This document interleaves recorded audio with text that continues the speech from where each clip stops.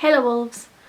Not long now until season 2 and I am so excited. To get us up to date and ready for the up and coming season, I've decided to do recaps on each member of the Hargreeves family. So today's is number 4, aka Klaus, aka the Seance.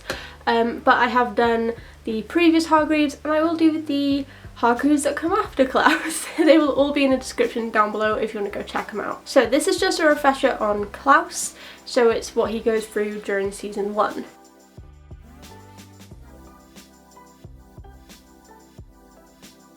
Klaus is one of the 43 children born at the 12th hour on the 1st of October 1989 to a woman who hadn't started a day pregnant.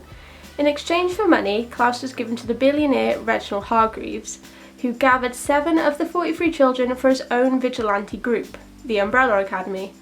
Like his siblings, Klaus was born with gifts. He can commune with the dead. Klaus's comic book counterpart has more powers, but Reginald at one point in this series does say that Klaus hasn't tapped into his full potential yet. Mind-reading Klaus? Levitating Klaus? Fingers crossed. Out of all the siblings, Klaus has probably had the hardest time since leaving the academy. The very first episode shows us Klaus leaving rehab and gaining his 30-day chip. Using drugs allowed Klaus to keep the haunting spectres at bay. The man who gave Klaus the chip tells him to stay clean, but in a blink of an eye, he's buying drugs and even a short time later, he's in the back of an ambulance having overdosed. It's in this very ambulance that he learns all about his father's passing. Returning back to the academy, Klaus immediately starts searching his father's office for things he could sell. He gets stopped by Alison, who seems really happy to see him, if a bit worried about his well-being. And then by Luther, who gets him to turn out his pockets. Klaus manages to take a gold ornate box, which he hid in his pants. Maybe that's another power of his, because I have no idea how they fit down there. Luther calls a family meeting, where he tells the rest of the Hargreeves his suspicions over Reginald's death. He also asks Klaus to contact Reginald, but Klaus can't because he is super high. Luther thinks that their father was murdered and that one of them is responsible. Angry at the accusation, each sibling leave Luther alone in the room. Klaus tries in vain to sober up so they can contact Reginald, but in his haste to grab himself a drink, pushes over the urn. Whoops. Down in the kitchen, Klaus downs some pills and dances with his father's urn along to "I Think We're Alone Now," which gets rudely interrupted by number 5 returning home from the future. At Reginald's memorial, a fight breaks out between Diego and Luther, which Klaus wholeheartedly encourages. At the end of the memorial, once everyone has scattered, Klaus uses Reginald's ashes as an ashtray to put his cigarette out. Nabbing a ride out of Diego, he leaves the academy. And this is where we meet Ben, Klaus's deceased brother, who's sitting next to him, and Klaus is the only one that can see him. Remember, he can commune with the dead. In a flashback, we see each member of the academy getting an umbrella tattoo. Well, each member except from Vanya. After a crazy night partying, Klaus passes out at the academy. Once awake, he searches for another hit, but can't find any pills. Ben tries to convince him to start his day with a healthy breakfast, instead of his usual cocktail of drugs. Of course, he doesn't go for that, ignoring Ben, and he starts searching for his hit, but gets interrupted by Pogo, who has noticed various missing items around the house, but especially noticed a missing ornate box which contained some of Reginald's paperwork. Very important paperwork that really needed to be returned. Pogo tells Klaus that no blame would be placed if the items were returned, but Klaus denies having it. But we all know that he stole the box from Reginald's office the day earlier, and chucked the contents into the bin and pawned the box for drug money. 5 hires Klaus to pretend to be his dad to get information about a glass eye. Of course, Klaus is up for it, but he does go a bit far to get the information for 5. The next day, Klaus searches the bins for the contents of the box from Reginald's office just so Pogo would stop pestering him, but he can't find it. Later on, Luther calls yet another family meeting. He tells everyone about the videotape of Grace watching Reginald die and that he thinks they should turn her off. Not everyone agrees, so a vote is had, with Luther and Alison voting to turn her off, and Diego, Vanya and Klaus voting to keep her on. Klaus mainly voted just to spite Luther though. Trying to keep the ghosts at bay, Klaus tries to take a relaxing bath. He sticks on some music, lights a cigarette and enjoys it through his headphones. Unbeknownst to Klaus, 2 trained killers called Hazel and Chacha descend upon the academy. Thanks to his headphones, he doesn't hear the gunfire. He's completely oblivious to his siblings fighting downstairs. He even has time to have a little dance, well, before he's kidnapped by Hazel and Chacha. Even after 10 hours of brutal torture, Klaus didn't crack. To be fair, he might have even enjoyed it a little bit. Okay, he definitely enjoyed it way too much. He's 10 hours sober, so he's suffering through some heavy withdrawal. Because of the lack of drugs, Klaus's powers seem to work better. They seem to be getting stronger.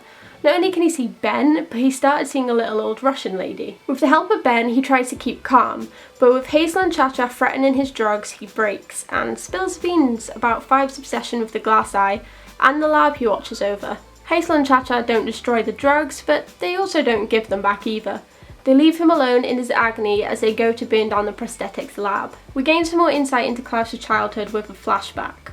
Young Klaus locked away in a mausoleum by Reginald to try to get him used to the dead that constantly surround him. But all it did was frighten and scar the boy. Even after pleading with Reginald to let him out, his father left him in there for 3 more hours and he was traumatized. Back in the present, Ben lets his brother Klaus know just how disappointed he is with him.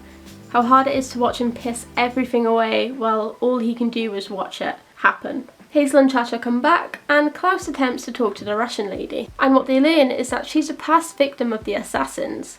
With more victims appearing, Klaus sees this as an opportunity and uses the information they give him to get under Hazel and Cha-Cha's skin. Can I just say how really cute and random it is that Ben and his random ghost just like high five / fist bump during this scene? Random but super cute. And also, we want more Ben in season 2. Make it happen. Although he spooked the killers, they just duct tape his mouth shut and leave him be. Luckily for Klaus, he hears footsteps outside the door. To gain their attention, he bashes his head against the table really hard, and this gains the person's attention. The person breaks down the door, and it's Detective Patch, Diego's ex and really good friend. And also Klaus's saviour. She cuts him free, but is caught out by Hazel and Cha-Cha. During the gunfire, Klaus climbs into a grate by the side of the bed and makes his escape with the assassin's briefcase. Now free of his nightmare and on his way back home, he opens the briefcase hoping for money, but instead finds a time machine, obviously, and is teleported to a new time. He arrives back to the present quickly, but in actuality was in the past for over a year. The briefcase took Klaus back to Vietnam in 1968. Right into the thick of it, he meets Dave and they fall in love. And according to Klaus, his longest relationship prior was 3 weeks. This one was true love. Dave was the one for him. Unfortunately, Dave is one of the many casualties of war. He passes away from a gunshot wound right in front of Klaus. Now back in the present, a heavily emotional and traumatized Klaus destroys the briefcase / time machine that brought him both a great love and tremendous pain. After a bath that was more stressful than relaxing, Klaus attends an annual family meeting. Luther gathered everyone to let him in on the information Five told him. The apocalypse is coming and that they all died trying to stop it previously. They react as well as to be expected. The conversation is stopped short by number 5 literally dropping in. He's found out who's behind the apocalypse, a man named Harold Jenkins. While the others are jumping at the chance to stop Harold, Klaus was still going cold turkey and felt like crap, so he passes on helping. Knowing that he can see Dave again if he's sober, Klaus asks Luther to tie him up, but Luther was also going through it. He had just found out that his mission to the moon was for nothing, so he was understandably devastated. With all this new information swirling in his head, he wanted to silence it, so he went to Klaus. Luther wants drugs to numb the pain, so he asks Klaus, but knowing the effects that these drugs have on people, he says no. He doesn't want his brother going through the same thing that he went through. Seeing that he wouldn't get what he wanted from Klaus, Luther leaves to find his own source. A worried Klaus and Ben hurry to find Luther. Klaus wants to turn back, but with some reassurance from Ben, they carry on their search. They finally track him down to a rave where he looks like he's, well, to be honest, having the time of his life. His shirt was off, revealing his ape body, and the people around him actually thought he was a fairy. Luther hands Klaus a pill, which he tosses into the dancing crowd, in some type of defiance. Unfortunately, the thumping music around him gives Klaus flashbacks to the Vietnam War. Spotting the pill on the floor, Klaus makes a dive for it, but stops short seeing Dave's body bleeding out on the floor of the club. His horrific vision is interrupted when he notices Luther in trouble. To be honest, drunk Luther is a bit of a player. Klaus tries to stop the would-be attacker by jumping on him, but with a quick shrug he's pushed off hard. So hard that he cracks his head on the floor and technically dies.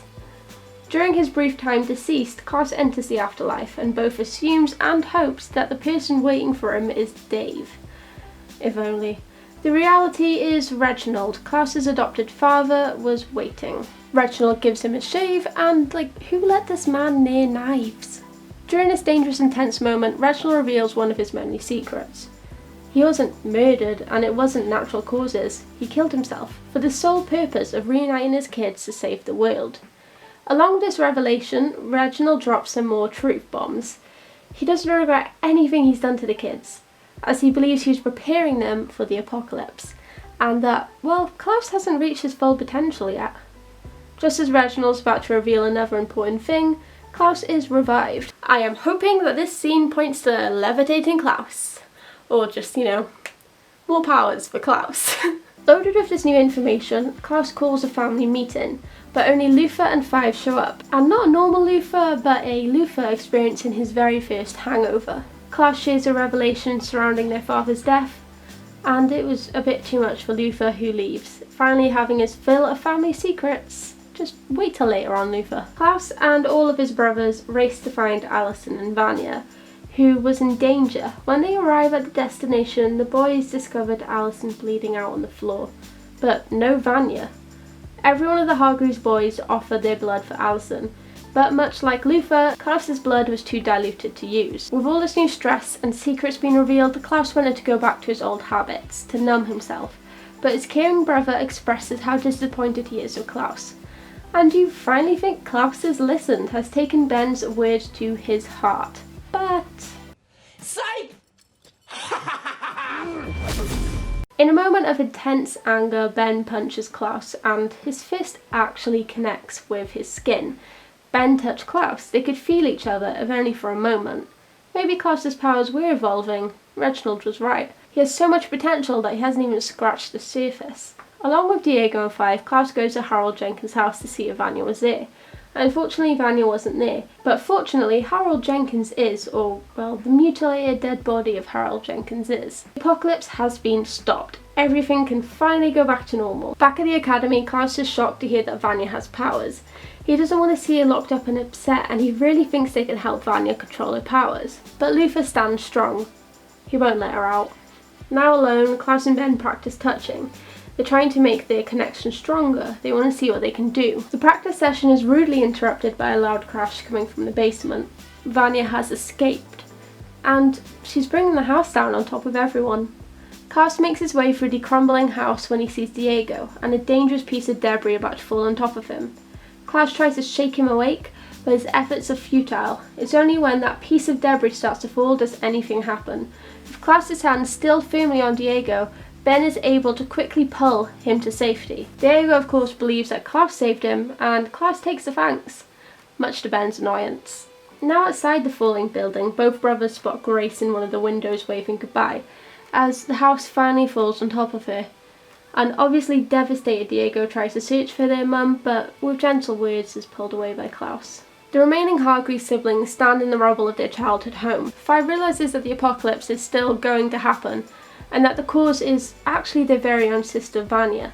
They meet up at the bowling alley to plan. Luther thinks that everyone should be realistic about what may happen when they encounter Vanya, but like the rest of his siblings, Klaus wants to help Vanya and realises how scared she must be. A glance at an ad in the paper provides Vanya's location, her first performance as first chair at the Icarus Theatre that very night. Seeing an opportunity to prove himself to his family, Klaus decides to show them Ben. This ultimate evidence of Ben's presence is thwarted by the giant bowling ball going straight through his ghost-like body. The demonstration was a huge failure. I felt second-hand embarrassment for both Ben and Klaus. Mainly Ben, though. Luther's plan is to go to the Icarus Theatre and stop Vanya. Simple enough, right? But the group hadn't even finished this plan when agents from the commission start storming the bowling alley and shooting at them. Luckily, the family make their escape through the bowling lanes. Klaus is put on lookout duty, which he really excelled at. Almost immediately, he leaves his post to get food, which, honestly is me. While getting his food, he fails to warn the others of the commission agents heading into the theatre. It's only when he spots Cha-Cha that he rushes in to warn the others. They're a little bit busy though. Another chance to prove himself and to save his family, he manifests Ben. Reginald's words ringing true yet again. Ben, to the wonder of his siblings, quickly dispatches the attackers. With the room clear, Luther's next plan is just to ambush Vanya on stage. He's really good at coming up with plans. Like Captain America who? They don't even make it far before they're strung out by Vanya, the life force slowly draining away. Thanks to some quick thinking by Allison, the boys are let go. With Vanya unconscious and safe, the family believe that they've stopped the apocalypse. But this family is very cursed, and with a quick glance at the moon from Klaus, the family see that they have not stopped anything. An offshoot of Vanya's power hit the moon, cracking it, causing it to rain moon rocks. As a last resort, Five suggests time travel. With no other options, the family agree. And the last scene we see of Klaus in season 1 is of him reverting back to his younger self and time travelling to a new time. And of course Ben is right by his side. And that is Klaus Hargreeves' recap for season 1 of The Umbrella Academy. I hope you enjoyed this. This is my first time doing recaps and I'm doing a whole bunch of them at the same time, so I'm very nervous. So if I've done anything wrong, if you think I can improve, please let me know. Let me know what you think of this video down below in the comments, what you think of The Umbrella Academy, what you think of season 2 when it comes out. I would love to chat about that. What you think season 2 is going to go, or season 3 or season 4, however many seasons you think this show will run for. Give this video a thumbs up if you liked it, I would really appreciate it, and subscribe to my channel because I do videos like this every single week. Click that bell if you want to be notified when I upload, and you might as well subscribe. It is, you know, free. Like I said, if you want to go see the previous recaps, they're down below in the description. Any video suggestions, also let me know, and I really hope you like these because I enjoy writing and filming and editing them, and I just hope that they're watchable. That's like the bare minimum, as long as they're kind of watchable. And I just can't wait to see where they go with Klaus in season 2. Anyway, I will see you next time. Bye, levels. Bye.